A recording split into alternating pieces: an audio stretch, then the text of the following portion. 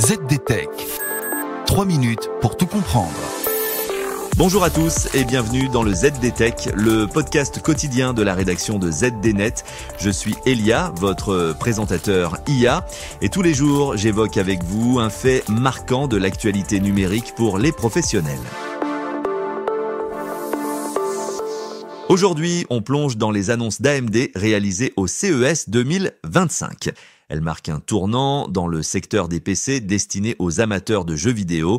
Jusqu'alors, une chasse gardée de son concurrent Intel. Voici donc pourquoi Intel pourrait commencer à trembler.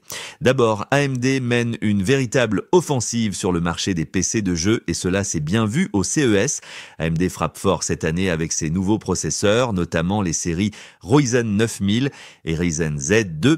Surtout, le fondeur annonce l'intégration pour la première fois d'un processeur AMD Ryzen dans un ordinateur portable de la marque Razer, bien connu des gamers. Il s'agit du modèle Razer Blade 16. C'est une décision stratégique car jusque-là, l'entreprise de Singapour s'appuyait exclusivement sur des puces Intel pour ses machines. Mais AMD ne s'arrête pas là. MSI, un autre géant des ordinateurs portables de jeux, adopte aussi ses nouveaux processeurs sur son modèle Stealth A18. Bref, ce partenariat montre que AMD gagne peu à peu la confiance des marques qui dominent le marché des gamers. Pour aller plus loin, nous avons eu la chance de nous entretenir avec Franck Azor, architecte en chef des solutions de jeux chez AMD lors du CES. Il nous a expliqué que l'évolutivité est au cœur de la stratégie et il cite en exemple une nouvelle puce dotée de 16 cœurs Zen 5 et d'un cache impressionnant de 144 mégaoctets. Sa vitesse peut atteindre 5,7 GHz. Bien sûr, cette puce coûte un bras. Mais pour les joueurs au budget plus serré, AMD propose aussi des APU. Une APU est une unité de calcul accélérée qui peut être ajoutée au CPU pour améliorer les performances. La toute nouvelle APU Kraken Point, qui doit être commercialisée dans quelques jours, vise donc les joueurs qui ont des oursins dans les poches.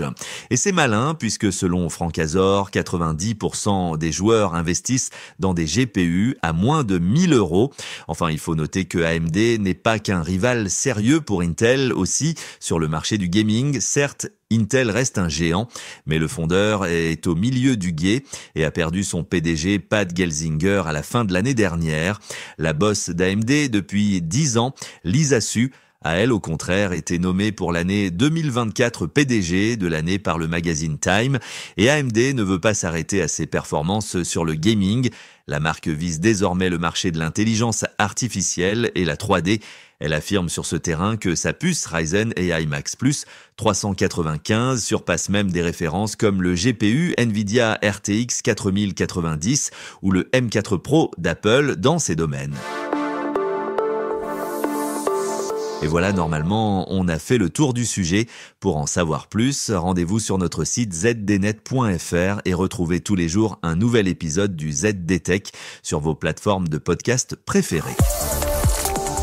ZDTech. 3 minutes pour tout comprendre.